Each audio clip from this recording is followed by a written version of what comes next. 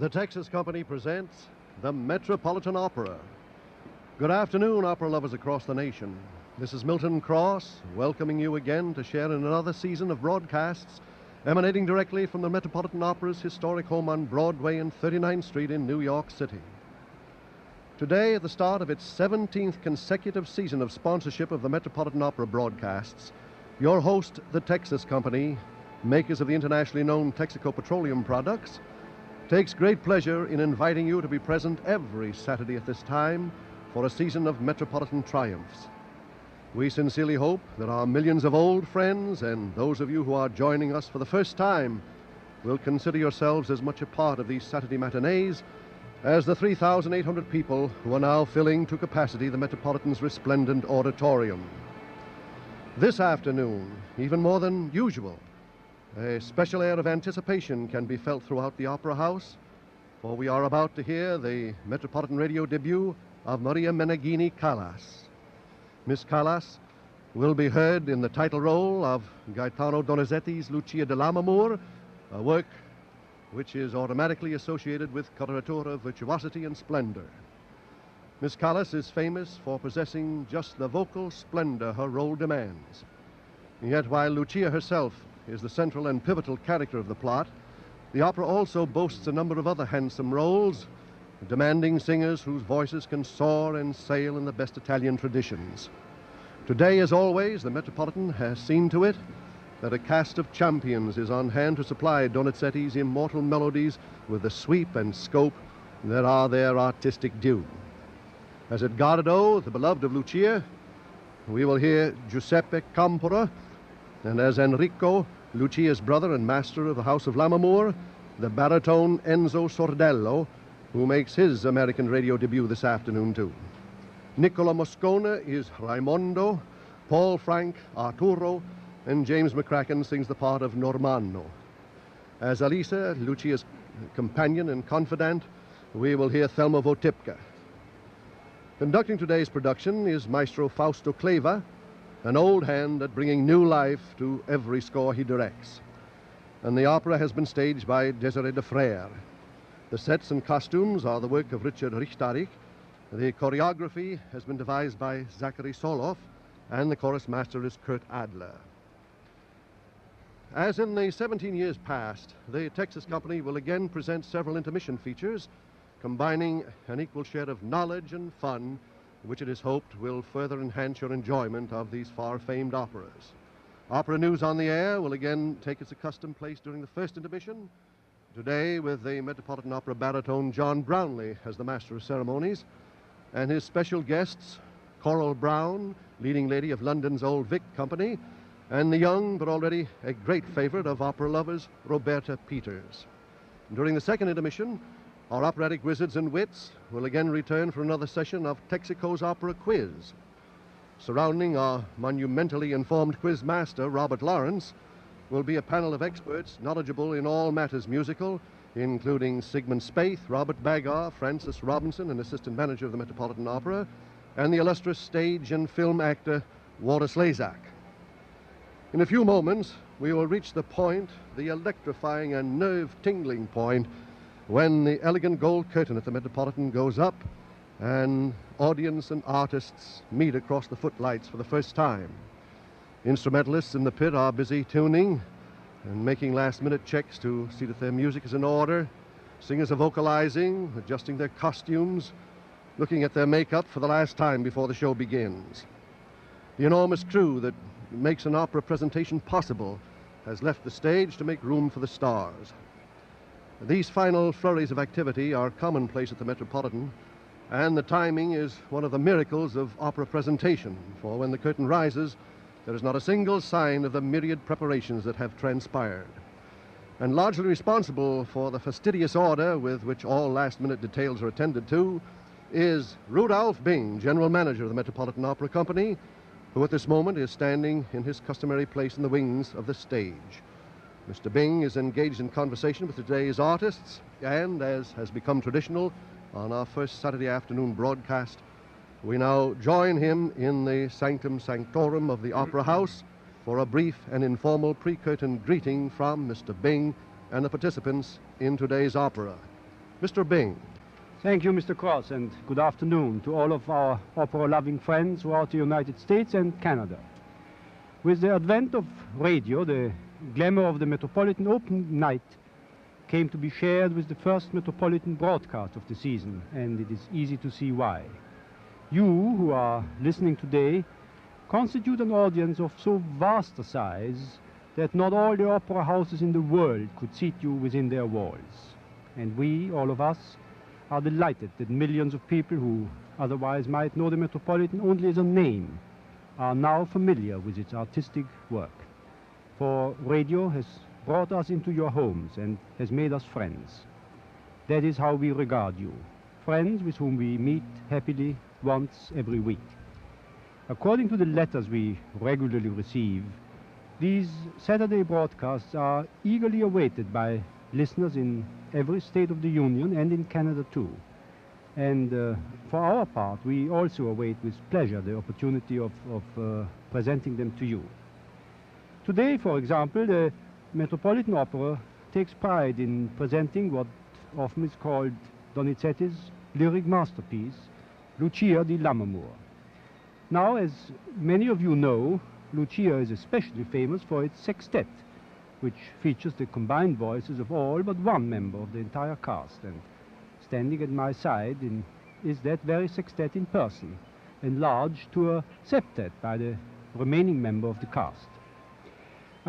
In view of the fact that opera is an international art, I think it is extremely interesting to note that today's cast is international too. Maria Meningini Callas, an American of Greek descent. Nicola Moscona is Greek-born and Greek-trained. Both Giuseppe Campora and Enzo Sordello hail from Italy. Thelma Votipka, Paul Franke and James McCracken were born in this country and made their first successes here. But opera knows no barriers of nationality, no separation of country from country. Our performers appear here today as singers, as artists, an international septet in an internationally beloved masterpiece. I'm sure you would like to meet them. First, Maria Meningini Callas. How do you do to you all? How do you do, Mr. Bing? Thank you. Not good at words, I suppose. The only thing I can say is to this vast, enormous public is that I hope I do, please you. I'm so happy to be with you today, especially in my own country. When I think that I stole so much of my homework just to listen to these Saturday broadcasts when I was a child, it's just, well, it gives me, I suppose, a bit the jitters to have to do it today, although I should be used to it. Anyway, I do wish to give you a hearty thanks and hello to the Greek part of my blood, that is to all the Greeks here, to the Americans, I'm born here, so I consider myself an American, and to the Italians, being an Italian wife. So thank you all, God bless you, and thanks again. Thank you, Maria Callas. And now may I introduce Thelma Votipka.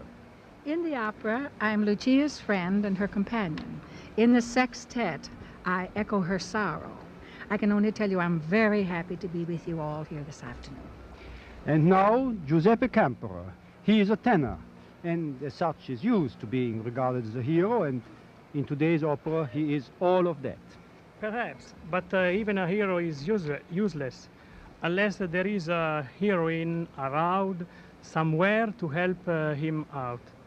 And my heroine today, Madame Callas, has already helped me by saying in English what I can only say in Italian. Sono contentissimo di poter salutare i nuovi amici in America. Grazie, auguri a tutti. Bye bye. Thank you, Giuseppe Campora. And now to the villain of this afternoon's performance, Enzo Sordello, who sings the part of Enrico. Signor Sordello made his Metropolitan debut only a few weeks ago, and his English is still a little weak, so he too, I imagine, will prefer to greet you in the language he knows best. Good afternoon, and thank you, Mr. Bing. È la prima volta che mi trovo negli Stati Uniti. Ne ho ricevuto una grandissima impressione per la città di New York, questo bel teatro ed il pubblico oltremodo gentile. Il 21 dicembre ripartirò per l'Italia ed approfitto ora per salutare tutti gli amici ed ammiratori nuovi d'America. Goodbye. Well, as far as I could gather, Mr. Sordello told us that he's glad to be here. Now, On to the other members of our Lucia sextet. Next, Nicola Moscona is Raimondo, Lucia's friend, advisor and tutor. Απευθύνω θερμό χαιρετισμό στους Έλληνες και Αμερικανούς ακροατάς του σημερινού προγράμματος και τους εύχομαι για τον καινούριο χρόνο με ευτυχία και χαρά. Well, what's that mean? My greetings to the audience, Oh. but in Greek, the language of my native land.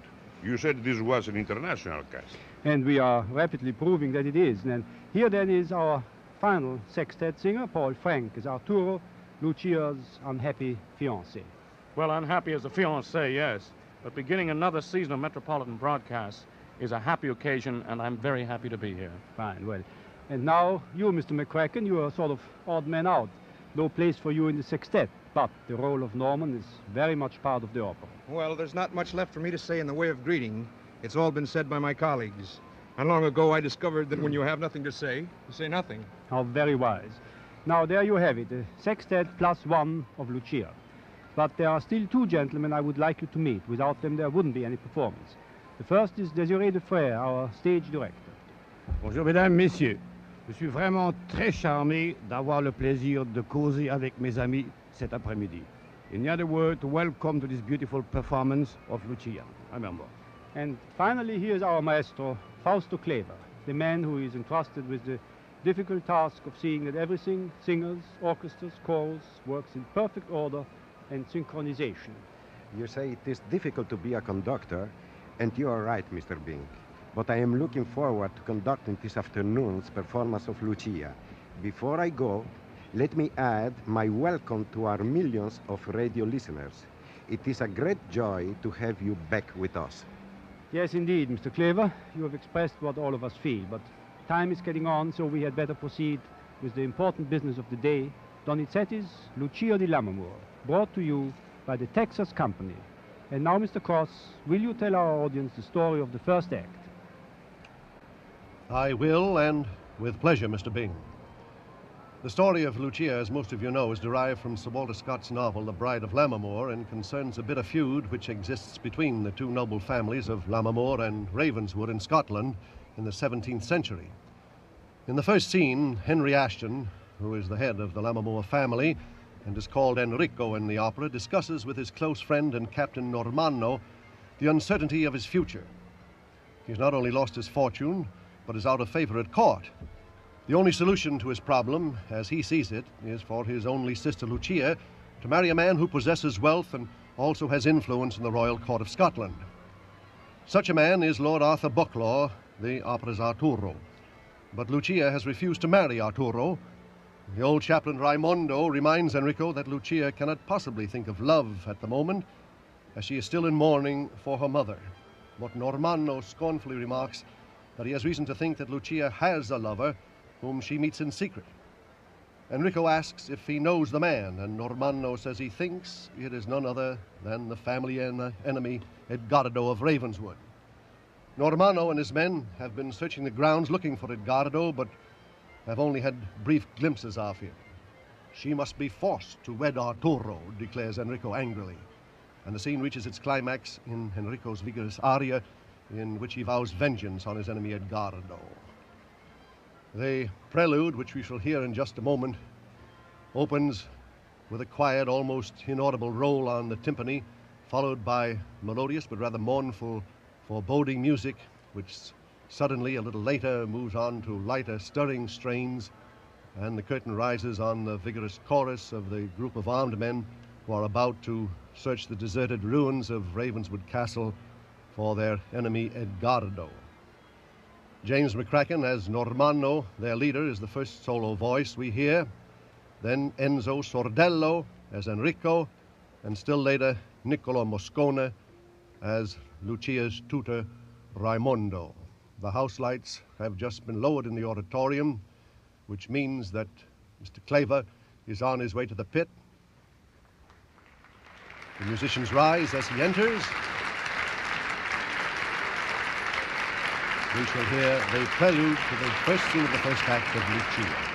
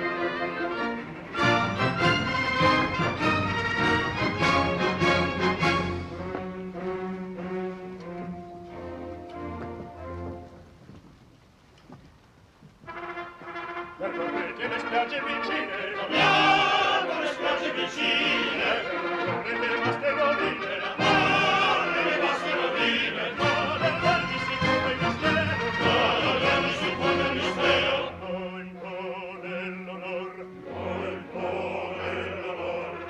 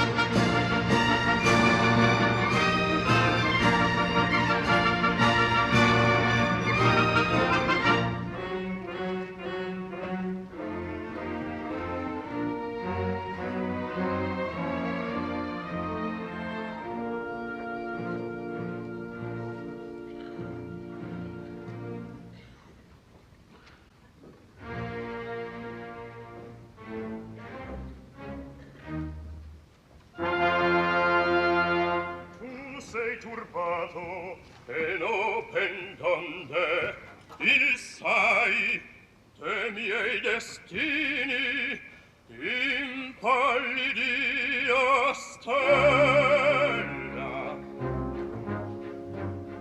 intanto Edgardo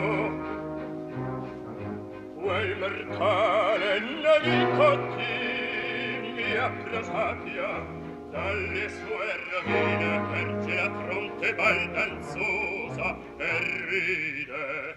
Solo una mano raffermarmi puote nel vacillante mio poter. Lucia, osa respinger quella mano? Oh, suona non me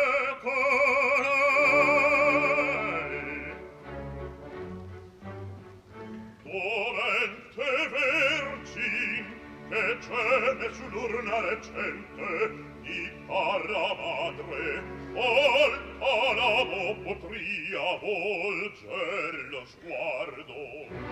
Rispettiamo un cuore che trafitto dal duol schifo e d'amore. Schifo d'amor, Lucia d'amore avanza. Che favelli ho detto, udite, e là, sengiacola del parco nel solingo vial, dove la madre giace sepolta, impetuoso toro, ecco sole s'avventa, quando per l'aria rimbombar si sente un colpo, e al suo repente cade la belva, equilibrò quel colpo, tal che il suo nome ricoprì d'un velo.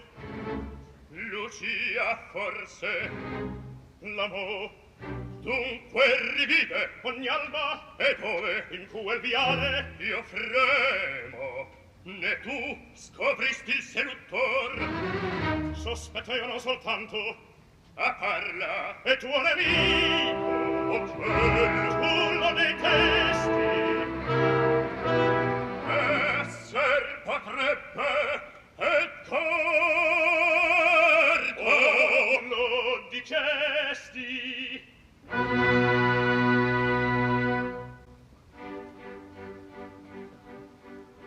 Cruda funesta smania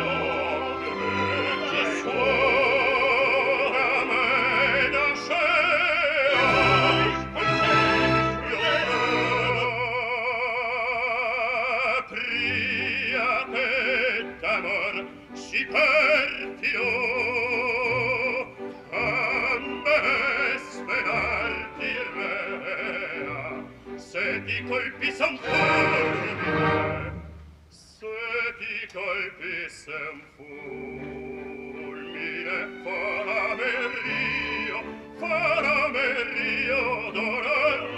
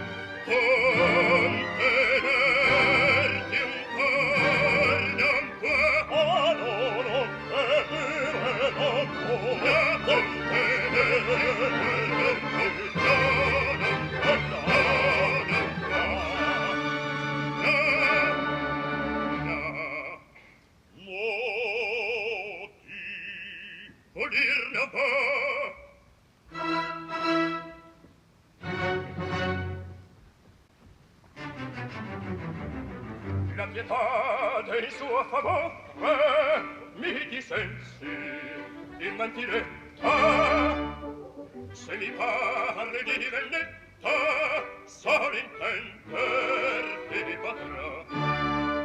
Sciagurati mio frare, già sui tremenda ruccia.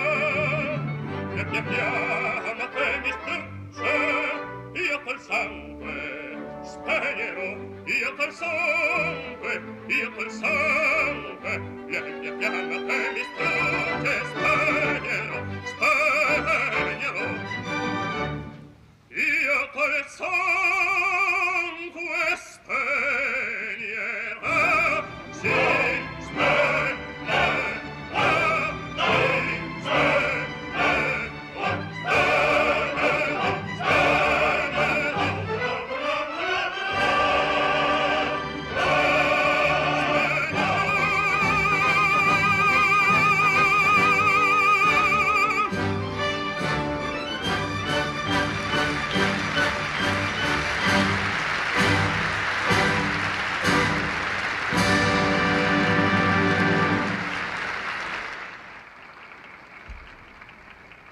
There are no bows being made after this brief opening scene, but may I just tell you that Normanno, the tenor, was James McCracken, the baritone, Enrico, was Enzo Sordello, and Raimondo, the basso, Nicola Moscona. These artists will probably bow with the others at the close of the second scene of this first act. There's a brief interval now between scenes 1 and 2, during which we will soon hear a lovely harp solo played by Reinhard Elster of the orchestra, while the curtain slowly rises on a garden of the Ashton estate. In the center of the stage, there's a fountain, and Lucia and her companion Alisa come to the fountain, which is the place of Lucia's secret meetings with Edgardo of Ravenswood. These clandestine meetings have filled Lucia with foreboding, as she tells Alisa in the beautiful aria, Regnava nel silenzio, silence reigned over all. But in another aria, one that follows immediately, Lucia sings that when Edgardo appears, all these dark forebodings will vanish. Quando rapita in estasi. If he were here, what ecstasy. Edgardo enters and Alisa withdraws. Edgardo tells Lucia that he must leave for France the next day in the service of his country. He proposes to go at once to Enrico, Lucia's brother, and ask for her hand in marriage, but Lucia convinces him that this is hopeless. The two lovers exchange rings and pledge eternal faith, and the scene closes with the soaring duet, Verranno a te sull'aure. We will live in longing until our parting is over. As the curtain parts very, very slowly on the sunlit fountain in the castle grove where Lucia and Edgardo will hold their tryst, we shall hear the familiar and delicate and lovely harp solo by Mr. Elster. Second scene.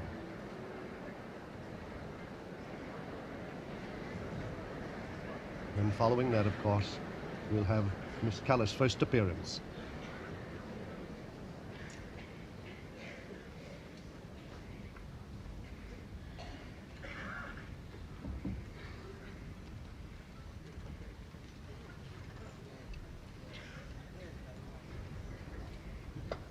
Miss Callas making her first appearance as Lucia as she comes in the castle park with Thelma Votipka, her companion Alisa.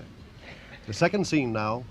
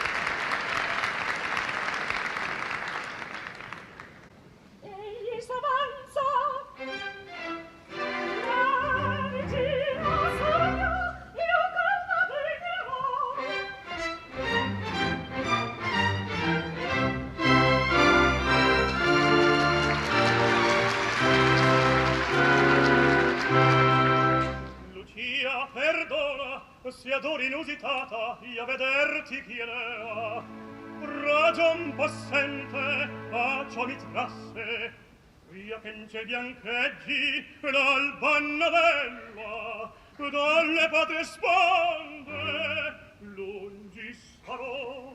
Che dici? Che i franchi nemici sciolgo le vele, ivi trattar vedato le sorti della Scozia.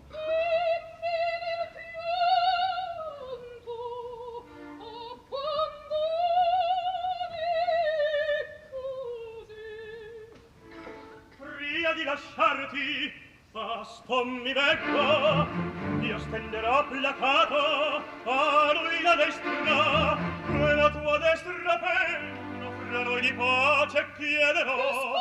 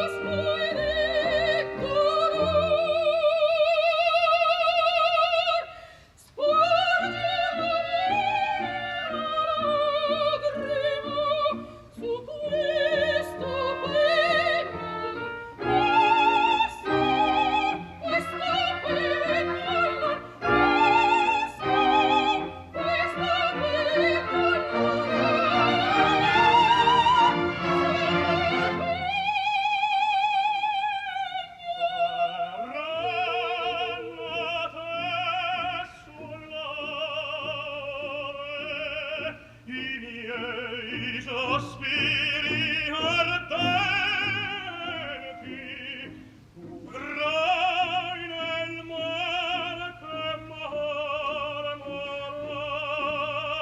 l'eco dei miei lamenti pensando io di gemiti mi pasco e di dolore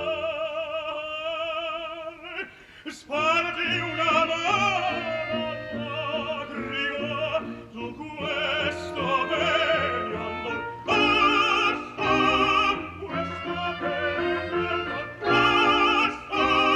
questo pegno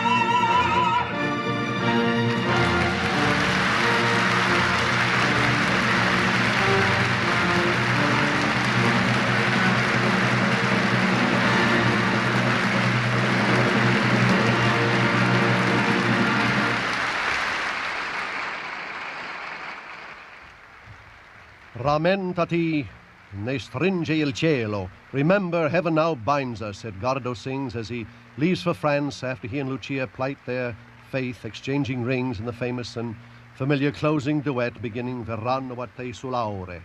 And all this happens in the moonlit Castle Park grounds before the fountain backed by its group of slender birch trees.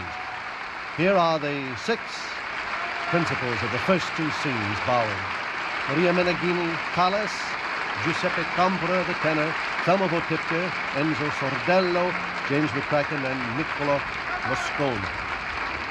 Miss Callas, the head of auburn hair, really a red wig, a blue velvet gown with a Scotch tartan sash over her left shoulder, caught at the right waist by a small gold medallion, white ruff at the neck.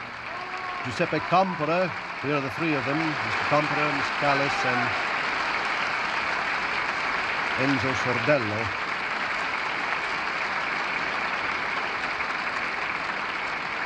Mr. Campora has Edgardo in his black velvet costume, lace collar and cuffs, and blue-lined black cloak, high black boots.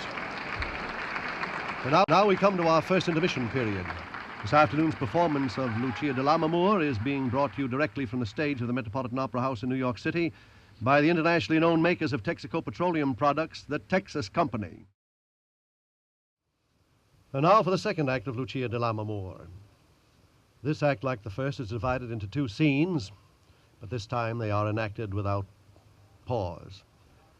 Gives Enrico a forged letter designed to convince Lucia that Edgardo has been unfaithful to his vows of eternal love for her, and that, in fact, he loves another.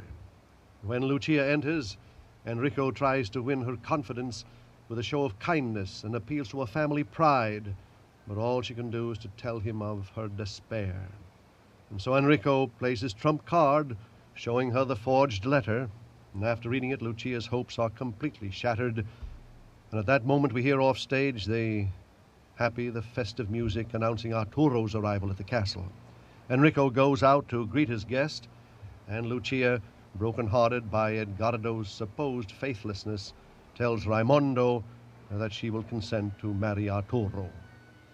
The inner stage curtains are then drawn apart for the second scene of the second act of Lucia, the real climax of the opera. And in the great hall of the Castle of Lammermoor, the home of the Ashton family, the wedding guests sing the familiar festive bridal chorus, Per te d'immenso giubilo. Arturo, resplendently dressed in white, makes his entrance and is greeted by his future brother-in-law, Enrico. The bride Lucia then enters on the arm of Raimondo, accompanied by her maids-in-waiting. The ladies bow, the cavaliers hold their swords aloft in salute, but Lucia's face is pale and drawn. She's weeping. Enrico tries to explain the reason for Lucia's tears to the bridegroom by telling him that Lucia is still mourning for her dead mother. But in reality, we know she is weeping because she has been led to believe that her lover Edgardo has been faithless to her.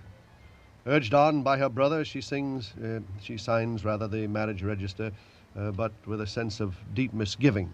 Even as she does so, a noise is heard at the entrance of the hall, and Edgardo, returned from France, brushes aside the guards and enters the hall.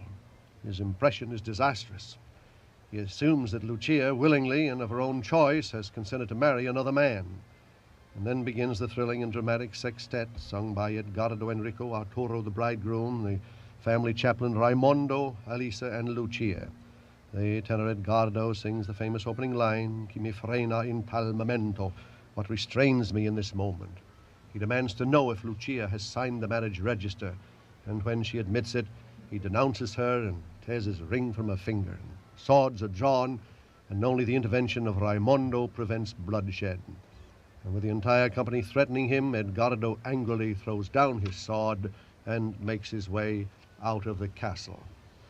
Following the brief introduction, in a scene before a secondary curtain, we shall hear James McCracken as Normanno and Enzo Sordello as Enrico discussing their scheme to inveigle Lucia into marrying Arturo, including the forged letter they have drawn up to convince Lucia of Edgardo's apparent faithlessness. Then the Maria Callas enters dejectedly. Her brother Enrico, failing to convince Lucia that she should marry Arturo, demands that she read the letter which he and Normanno have forged. Lucia leaves, and then the inner curtains fully open for the wedding festivities with the familiar chorus, Per te d'immenso giubilo. Here is our maestro, Fausto Cleva. He bows to the audience. We shall hear the few opening chords to this introduction of the second act.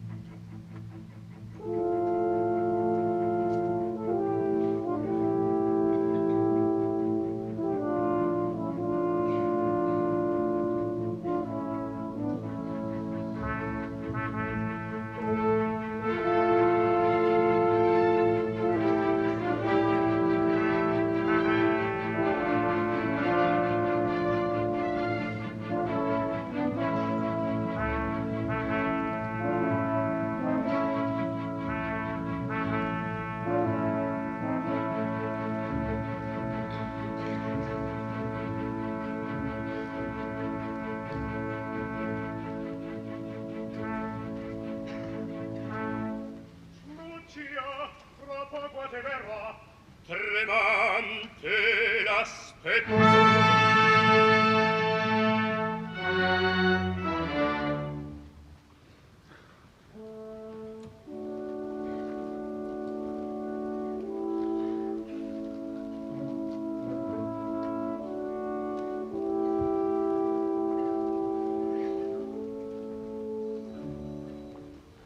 A festeggiar le nozze illustre, già nel castello i nobili parenti giunser di mia famiglia.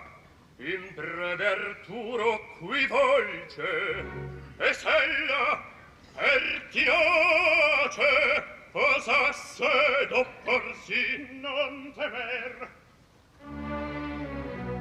ella s'avanza, il simulato foglio porgimi, ed essi sulla via che tracce alla città regina di Scozia. E qui fra applausi e liete grida conduce Arturo.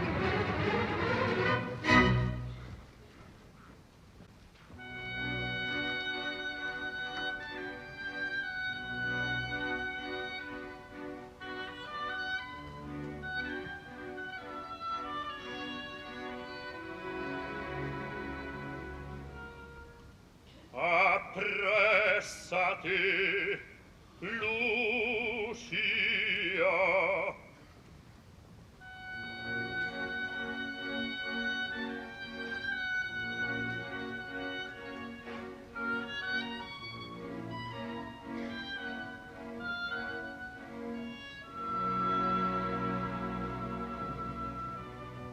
Sperai più lieta in questo di vederti, in questo di che di me ne ho le facci s'accendono per te.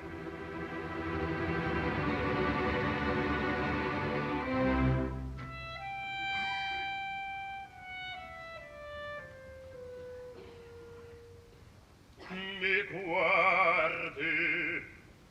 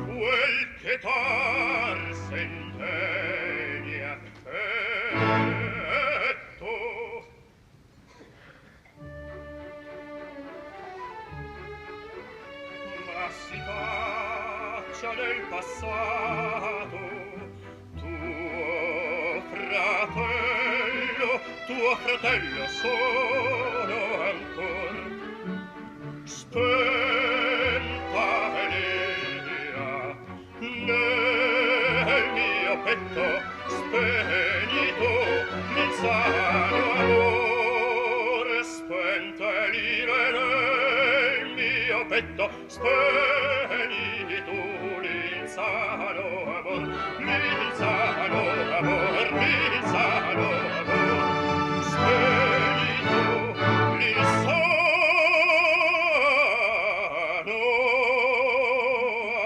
amor.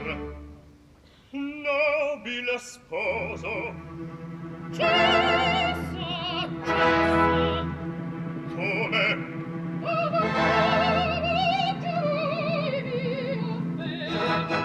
Noi poteri, noi poteri, ad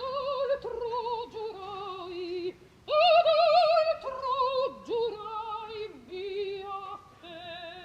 Basti. Questo foglia pien ti dice, quel crudel quale ti abbasti, leggi.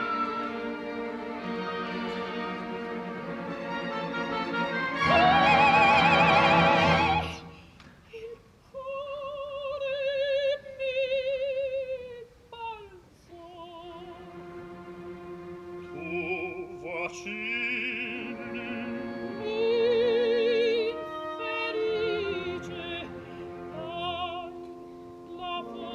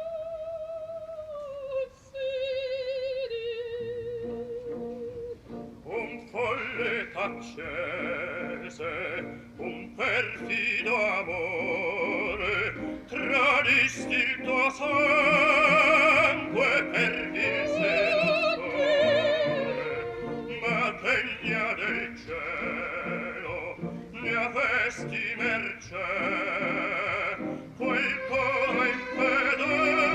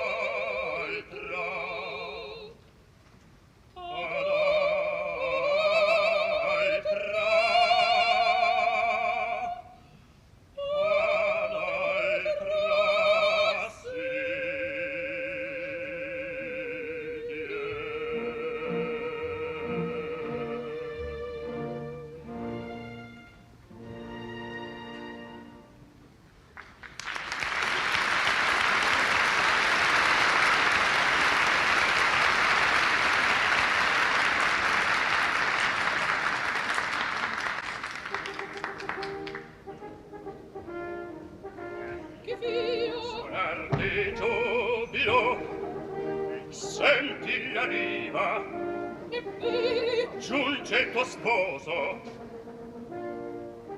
Un brivido mi corse per le vene. A te s'appressa il talamo. La tomba mi s'appresta. Ora fatale e questa. Moristi te, Guglielmo, ascentere, vedremo il trono Maria. Prostrato è nella polvere la parte ch'io seguia. Dal precipizio Arturo può sottrarmi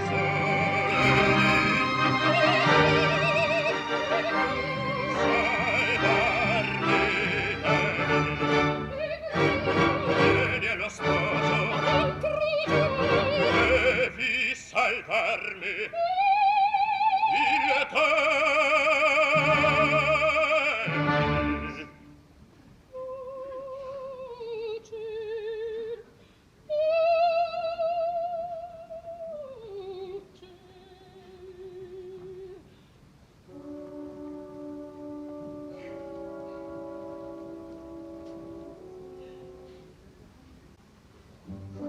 Se tradirmi tu potrai, la mia sorte è già compita. Tu m'involi onore e vita, tu l'estura presti a me, nei tuoi sogni mi vedrai, ondreata e minacciosa. Quella stura e sanguinosa starà sempre innanzi a te, starà sempre innanzi a te, starà sempre innanzi a te. Tu che vedi il pianto mio, tu che reggi in questa cuore, se rispetto il mio dolore, come interroggi a me, tu mi doni eternamente questa vita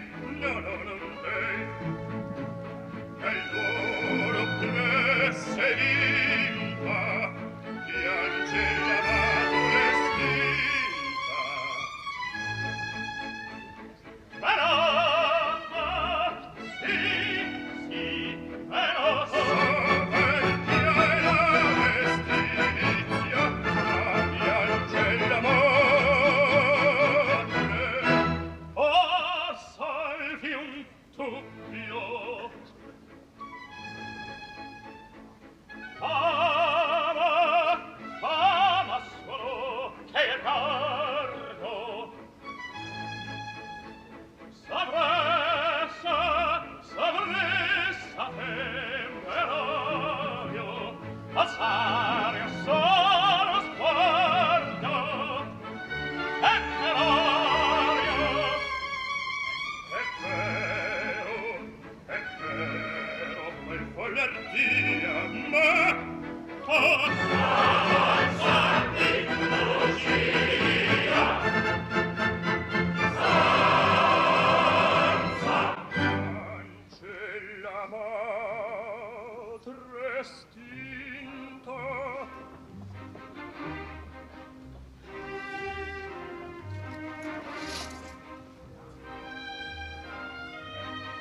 Ecco il tuo sposo,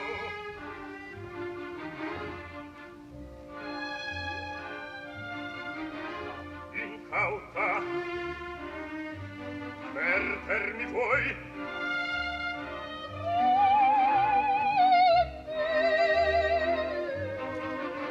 Ti piace ai vostri accogliere del tenero amor mio, incauta ormai si coglie il rito, appressa o dolce indigo.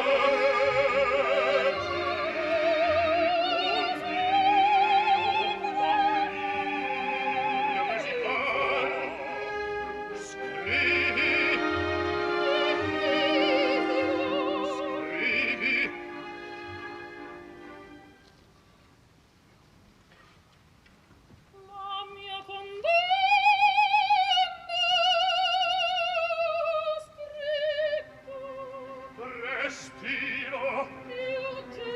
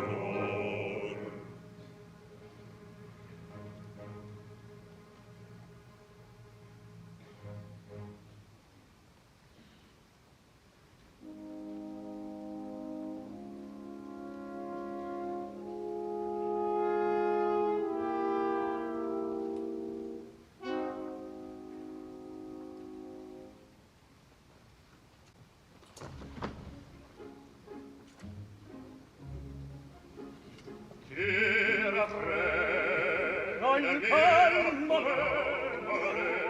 e la mano che llama le forze del suo amore, il suo spavore, sulla Cleva dolorosa, come il sangue melodia riva, e la stanca morte vita, ma che spirito sangue passa, d'amo in greca danza del mio cuore,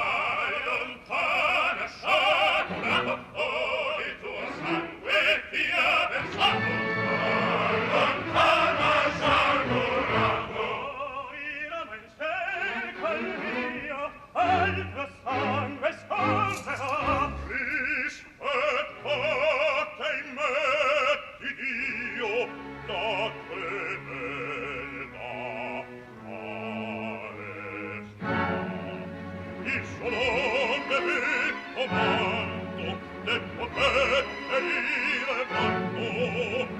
Pace, pace, Elia pulisce, non mi grida, è scritto sta. Chi di ferro altrui ferisce, cor di ferro ferirà.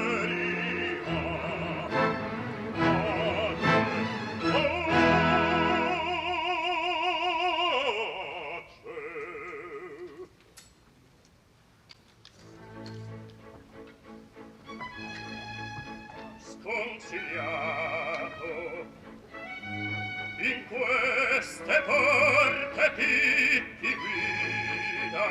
La mia sorte, il mio dritto sciagurato. Lucia, la sua fede avendo, questo amor funesto via, e dai corpi altri no. Io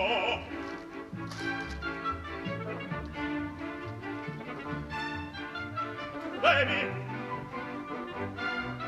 i compagni santo e cifre a me rispondi. Santo e cifre rispondi. Prendi il potere, prendi la fare,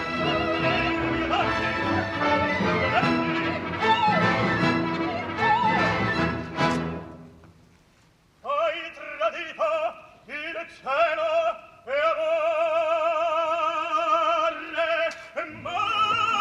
maledetto, maledetto sia l'istante, di te, sì che di te mi rege amante, se di cura abbagliata, io dovevo da te fuggir, abominata, maledetta, io dovevo da te fuggir.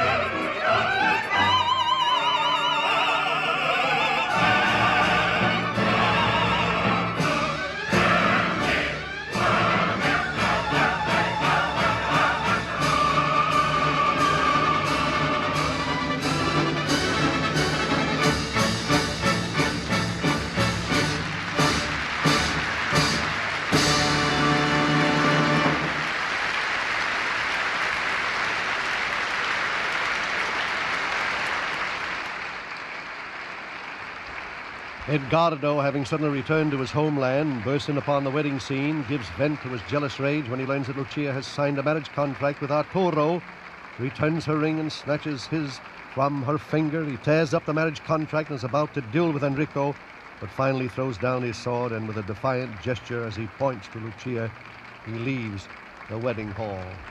The encore curtains have parted. Here are our sextet of artists taking the curtain call led on by Mr. Campora. Maria Meneghini Callas is Lucia, now wearing a white damask wedding gown, long lace veil from her auburn hair down her back to the floor. Mr. Campora as Edgardo, in black, Enzo Sordello, the new member of the Metropolitan, the baritone. Enrico in lavender brocade and satin breeches.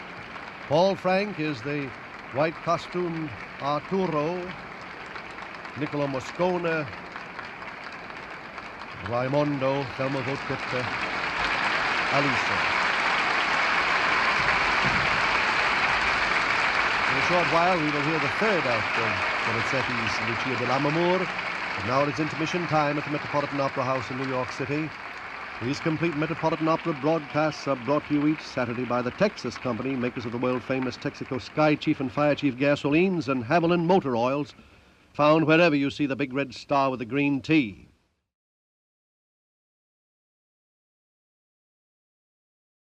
Bright Scotch costumes, but the bride and groom have left the hall. Suddenly, Raimondo, the old chaplain, appears at the head of the great staircase and in horror-struck tones gives a fearful report. He tells the guests that he had heard a cry in the bridal chamber, had forced open the door, and had looked upon a terrible sight.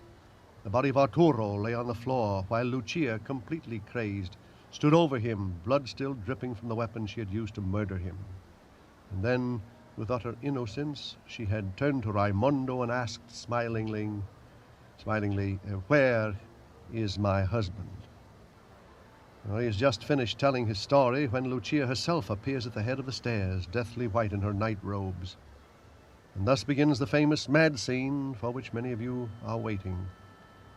Once more, Lucia imagines she is happy with her true love, Edgardo.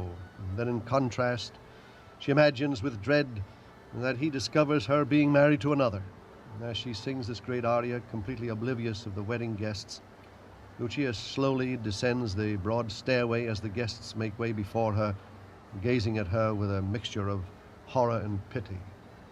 And at the end of this famous mad scene two-part aria, Lucia collapses. Enrico is overwhelmed with remorse at the terrible outcome of his scheming. May I repeat, our Lucia is Maria Meneghini Callas. Enrico is the new baritone to the Metropolitan Enzo Sordello. Raimondo, an old friend, Nicola Moscona.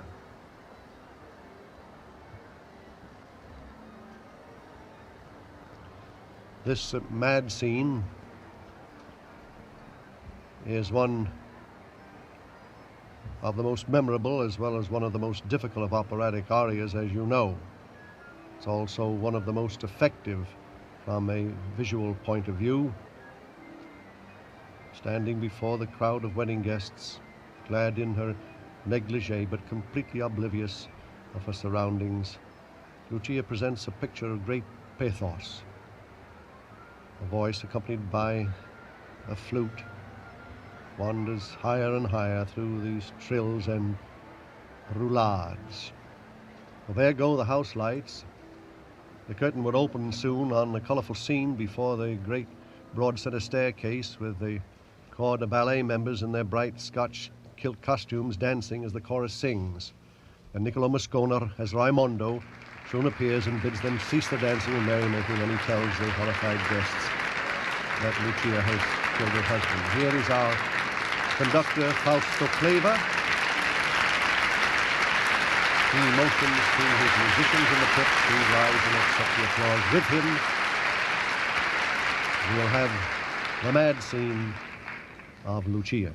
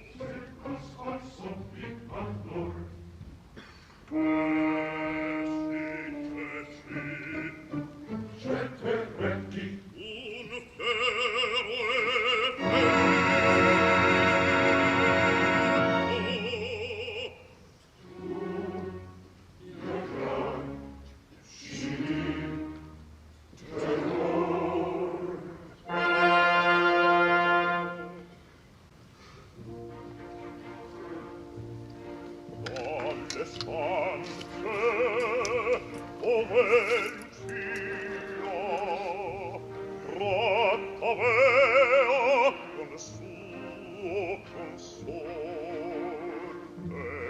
un lamento riduscia come tuo vicino a morte corsi l'atto in quelle mura terribile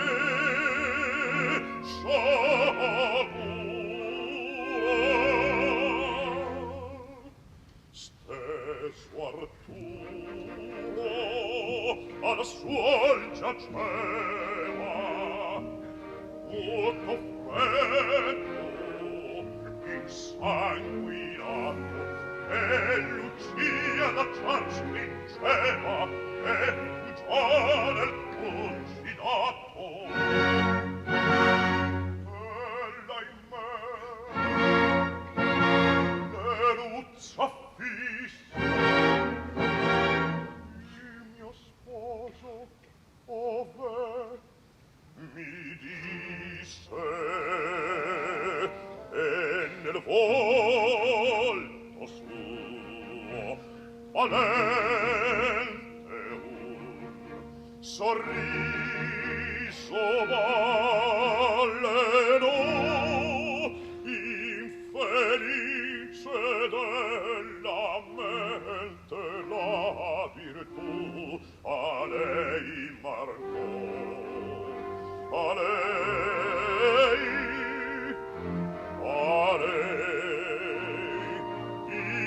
infelice della mente la virtù da lei mancò la virtù da lei mancò.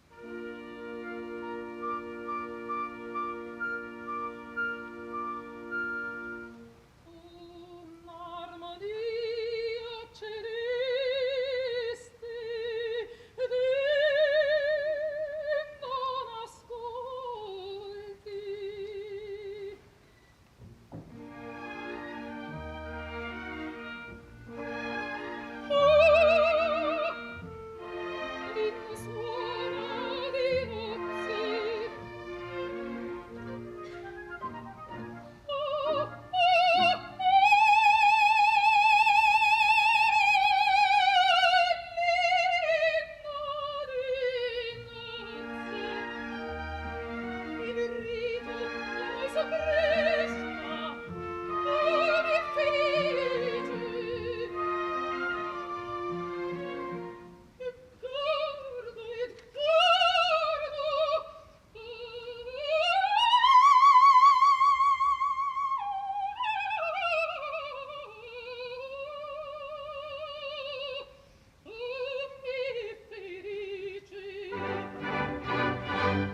gioia che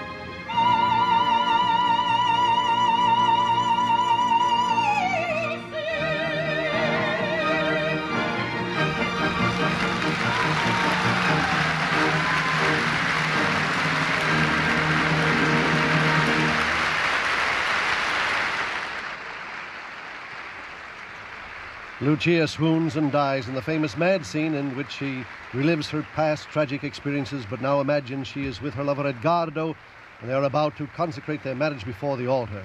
She will still love him beyond the grave and await him in heaven. As is traditional, after the great mad scene of Lucia, Miss Callas, I'm sure, will be making a solo bow in just a moment. This is always allowable after this scene, and well, here she is first with Nicola Moscona, or Raimondo.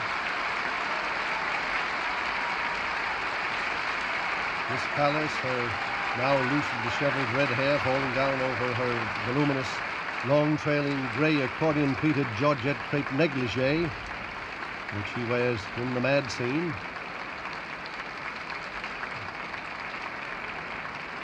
She'll be coming before the curtain again in just a moment, and here she is alone.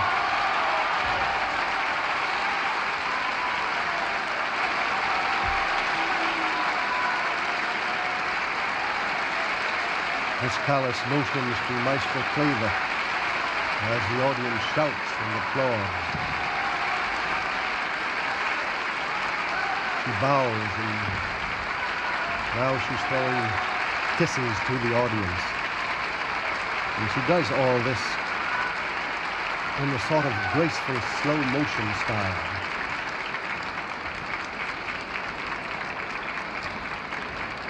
I dare say Miss Callas will be making quite a number of bows before the final scene of Lucia. And before I tell you the story of this last scene, Mr. Richard P. Leach, director of the Metropolitan Opera Guild, has a suggestion to make to our listeners, surely of interest to all of you. May I introduce Mr. Leach. Thank you, Mr. Cross. Good afternoon, ladies and gentlemen. It seems to me that we are riding the crest of a wave together this afternoon. A wave of applause for Madame Callas' memorable performance of the mad scene. A wave of interest in opera, which moves across the country with steadily increasing momentum. Let me be more specific. During the last year alone, 600 different opera companies have presented nearly 4,000 actual stage performances of opera in the United States. The wave of which I speak begins to look like a tidal wave. The final scene of today's opera, as most of you know, is given over almost entirely to the tenor. In fact, we might call it another solo scene. It takes place near the tombs of the Ravenswoods, and now that Lucia is married to someone else, Edgardo longs only for death. He sings a dramatically sad aria, Fra poco a me recovero. Soon there will be a new tomb in the family graveyard, he sings, and it will cover me, it will be for me. Not far away, he can see the lights gleaming from the windows of Lammermoor Castle, and he imagines the gaiety of the wedding festivities. In a few minutes, a group of people come from the castle, but they are not gay, they are filled with sadness and sorrow. They tell Edgardo of the unhappy Lucia, who has lost her mind, murdered her husband, and is dying. Even in death, they say, she keeps calling for her beloved Edgardo. This is the first Edgardo had heard of the tragedy. But even as he learns of Lucia's fidelity to him, a bell tolls signaling Lucia's death. Raimondo enters to announce the end, and Edgardo sings his last farewell. Tu che addio spiagasti l'alli. We will not be long parted. In heaven, he says, they will once more be united. And before Raimondo can stop him, he draws a dagger and plunges it into his heart. Cellos take up the lovely melody he has sung, and with his last breath, Edgardo sings again of meeting Lucia in heaven. Edgardo is Giuseppe Campora, Raimondo, Nicola, Moscona. Remember that this last scene of the opera belongs to the tenor as the previous one belonged to the soprano.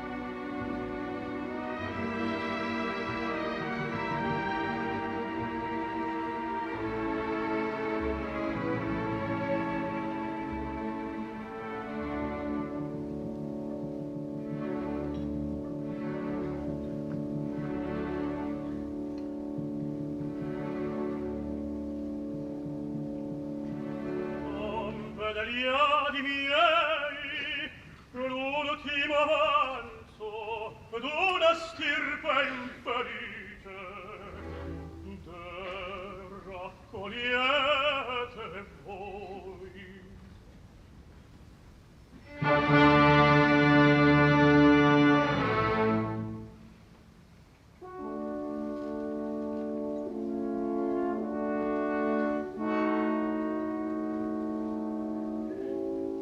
Cessa dall'ia il breve fuoco, sul nemico acciaro abbandonarmi vo. Per me la vita è orrendo peso, l'universo intero deserto per me senza via. I faci tuttavia splende il castello, aspersa fu la notte al tripudio. Ingrata donna, entria mi strugga in disperato pianto, tu ridi esulti accanto al felice consorte. Tutte le gioie in seno,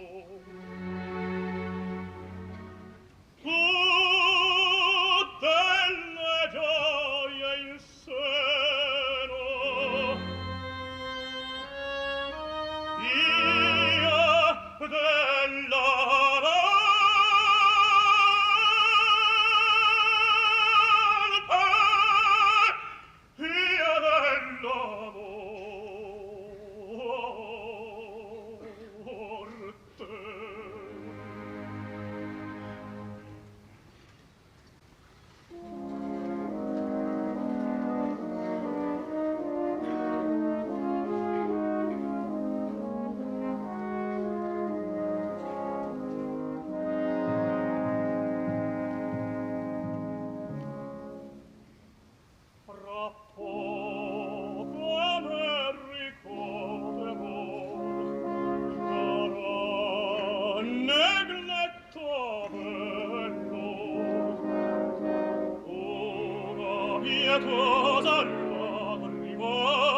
non scenderà su quello.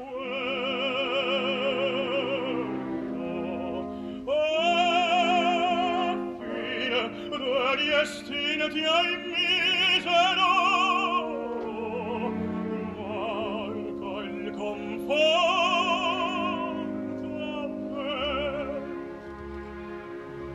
Tu pur dimentica quel marmo dispregiato, ma non passar via barbara del tuo consorte al lato.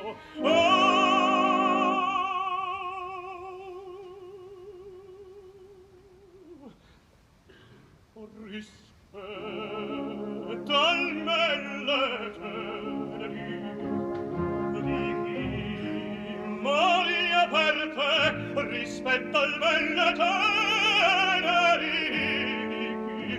Maria per te, mai non passarmi, tu lo dimentica, rispetta il bene che muore per te, mai non passarmi, tu lo dimentica, rispetta il bene. Chi muore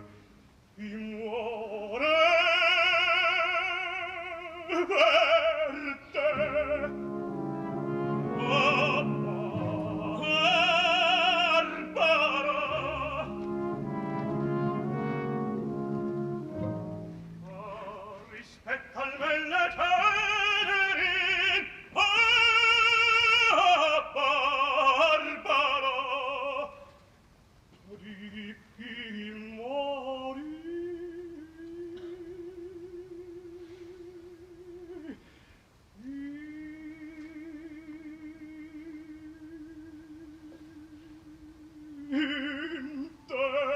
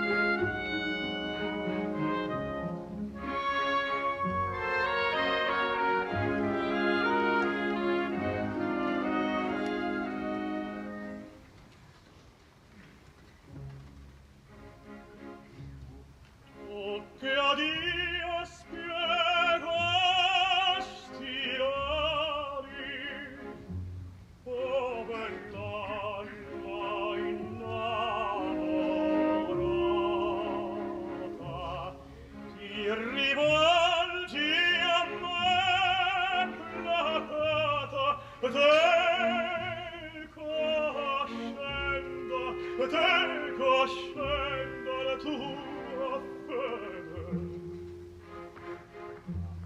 Passerina dei mortali, fece a noi figlio tuo e divisi fu in terra e congiunga il nome in ciel. Bella alma innamorata, ne congiunga il nome in ciel. Bella alma innamorata, bella alma innamorata, ne congiunga il nome in ciel. Io ti seguo, forse troppo, che fai, che fai?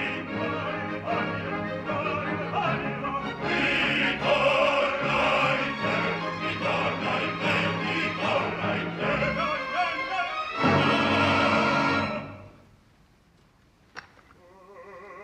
Facesti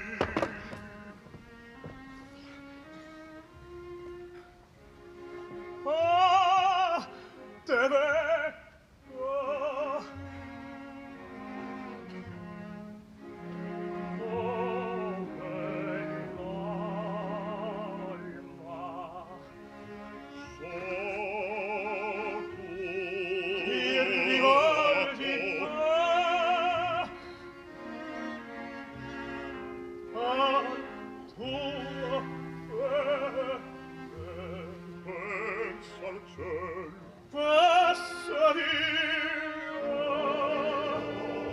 dei mortali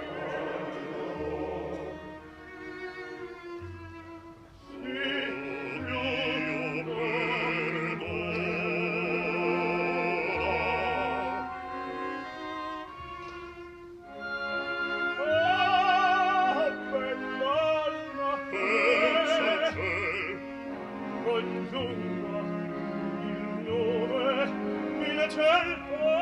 Bell'alma innamorata, bell'alma innamorata, ne congiunga il nome in ciel. Bell'alma innamorata, bell'alma innamorata, ne congiunga il nome in ciel.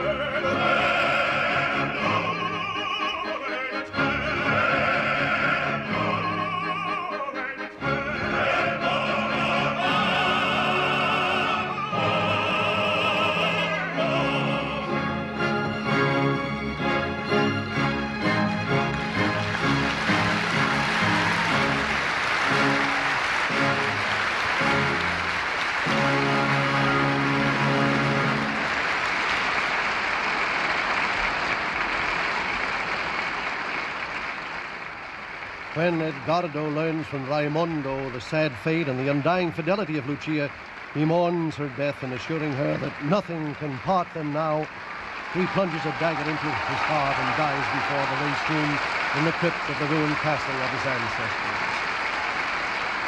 Here is Giuseppe Campora, our tenor, bowing with Nicola Moscona, our Raimondo. And now I'm sure Mr. Campora will be allowed the solo bows, although here he appears again with Mr. Moscona. Mr. Campora, or Mr. Moscona, leaves Mr. Campora alone on stage.